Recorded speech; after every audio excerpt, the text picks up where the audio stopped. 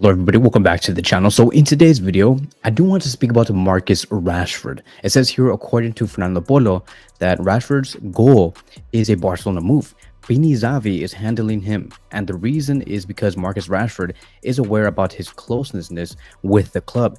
His camp says early talks with Barcelona were initiated already, but the club doesn't want to say anything.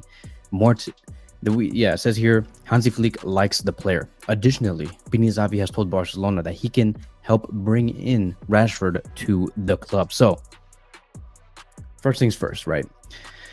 The reason why Marcus Rashford is being brought up right now through the media is because Barcelona are almost done with their season. We only have 4 games left, and one of them does contain Real Madrid. Beating Real Madrid is for sure going to solidify our success towards the league, meaning that Barcelona have the possibility of ending this season with 3 total trophies. So it's damn near done, and we're starting to get to that moment where we're going to be talking about who is going to be leaving for sure and who is going to be coming in. Like, what are the biggest possibilities? The reason why I was holding back over the past few weeks on who should come in, who should come out, is because I did not want to disrupt the atmosphere of FC Barcelona. It was not safe to say that this player should come out and that exact same player is going to be playing in the Champions League. But since a lot of the games are starting to wrap up and Barcelona is almost done, now we're really starting to see a lot of names come up.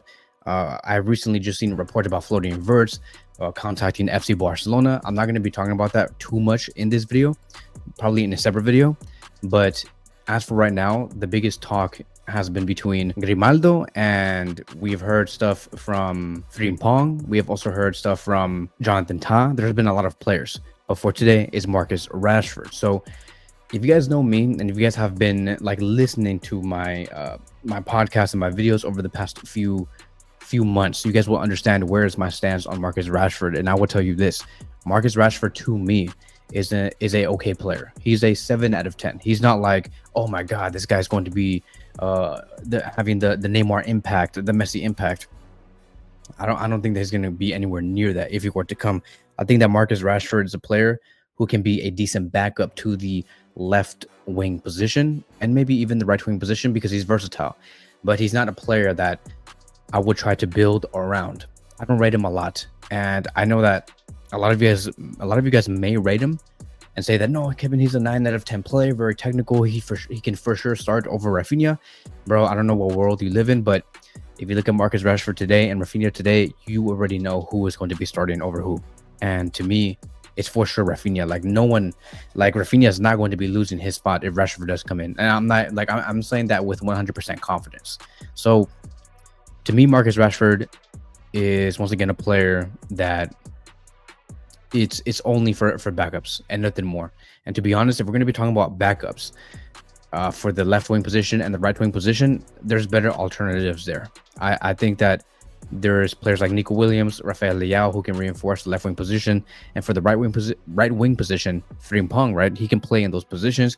And if not, maybe we can go for the cheaper option, which is Tony Fernandez from La Masia, somebody who is only 16 years old. Why not bet on that player? There's no reason for us to get Marcus Rashford. Now, I might eat my words. Like, you guys can clip this, and then maybe in about 9 months from today, we're going to be talking about Marcus Rashford, the most impactful player and surprising player that has ever graced the team, FC Barcelona, whatever. But as of now, based off everything that I have been seeing, and especially on his loan to Aston Villa, it's nothing crazy. It really is nothing crazy. And so what I'm going to be doing in this video is give you guys a brief understanding on what has been going on in the past few months in regards to the links between Barcelona and Rashford. Starting with January 2025, it was said that Barcelona hold first formal talks with Rashford's camp. Financial limits do block this immediate deal. They wanted Rashford back in January to reinforce the attack. I mean, like, we have already seen what happened in the past 2 months, right? We needed another left winger, another right winger, so it made sense that at that time Hansi wanted a reinforcement. And then on February 2025, Rashford joins Aston Villa on loan when United opt for game time solution, and Barcelona's interest did remain. So we're like, oh my god, like, you know, we were trying to reinforce the wings only for the last 6 months of this season. but it did not materialize. He moved to Aston Villa, and it was over. Barcelona could not reinforce the flanks for the next 6 months, because that was the whole idea. Barcelona wanted Rashford for just 6 months, between January all the way until May, and nothing more, and then let him go.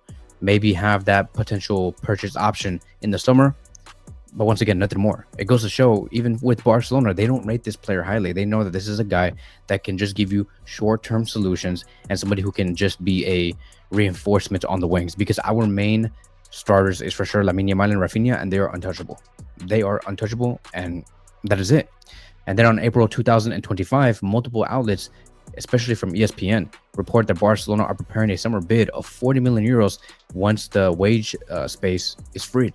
So once again, this is not the first time we have heard about Barcelona being interested in Rashford. I don't know where this whole idea is coming from about wanting to spend 40 million euros on the player. I mean, like, if Hansi Flick wants him, and we're hearing that, according to these reports, that Hansi Flick likes the player, then okay. But dude, there's still better alternatives. You better bet that if we ask Deco right now and Hansi Flick right now, who would you rather sign, Nico Williams or Rashford? They would tell you Nico Williams, because, bro, like, Barcelona did offer Nico Williams and the agent and Athletic Bilbao 65 million euros. They had the money, so the interest is real. Deco even confirmed it back at the end of August of 2024. He said that we have given an offer to Athletic Club, but they denied it, and they did not want to come. Dani Olmo did. So the interest is very much real. So why not just continue with that interest if we're going to be signing a new winger? Why not just get Nico Williams? So to me, it doesn't make any sense. As you can tell, I'm not a huge fan of this whole move. In terms of like why Barcelona want him, I mean, he's a left channel threat. He can balance with Lamine Yamal, who is going to be playing on the right. He's I would say, proven Champions League material. He can score in the Champions League. We have seen him score in the Champions League many times. He's a creator. He has the 1v1 skill sets, which is what we need on the left flank, because Rafinha is somebody who attacks spaces, and that's somebody who dribbles through multiple players. Once again, if you want to find a player that can dribble through multiple players, Nico Williams is your guy. Maybe even Leao. I know that they're going to be slightly more expensive, but if you had the money before, why not just spend the money now? What changed? You're also going to be having the revenue of the Camp Nou and all of these other deals that you made, and there's probably going to be players that are going to be leaving, which I will be talking about in one of my upcoming videos. But it does, like, Rashford does fit Hansi Flick's vertical transition game. Like, I know, I can see the vision. I can see what Rashford could be at Barcelona, because we play so vertical. Rashford is a very vertical player who loves to dribble. And maybe what if Rashford, because I don't know the direct details on what the game plan is going to be with Rashford and Hansi Flick, but maybe Hansi wants Rashford to play as a backup number 9 to Lewandowski. Maybe that could be it. Maybe it's not on the wings. But once again, like, I would just go for nobody. I would not go for anybody for the number 9 position, because we have Ferran Torres, who is doing good. Lewandowski seems okay. And if we are gonna, like, bro, if we are gonna reinforce the number 9 position, go big or go home. Go big or go home. I know there's not a lot of number 9s out there in the market, available at least, but go big or go home. Do not reinforce that position unless you're willing to really bring in a big time player, like I would say either Haaland or Julian Alvarez or Lautaro Martinez. Right, Lautaro Martinez might as well. I know he costs a lot of money, but like I said, go big or go home. Or I don't know, you can sign any other player, but Rashford is just not it. I know that he's still young. He's 28, 29 years old, 27 years old, around that age. But nah, dude, like I really am okay. And that is it, right? Like there's nothing really more to talk about for this player. He just ended his 120-day goal drought with back in March, where he scored 2 goals versus Preston. Like, he's been very inconsistent as well. So honestly, this whole thing does not excite me. I think that, to me, is a waste of money, a waste of resources, a waste of wages, a waste of me talking through this mic. And look, I mean, like, I'm not trying to hate on the player either. I think that Rashford, I do wish him a lot of luck. I know that he's gonna do great things with Aston Villa, or maybe he might go back to Manchester United. But I'm just not interested, dude. Like, I'm not, like, if you want to talk about left wing position, no, bring me Nico or Liao. Number 9, no, just go big or go home, and we'll stay with Ferran Torres and Lewandowski. No, right wing position. I'd rather just get Frimpong.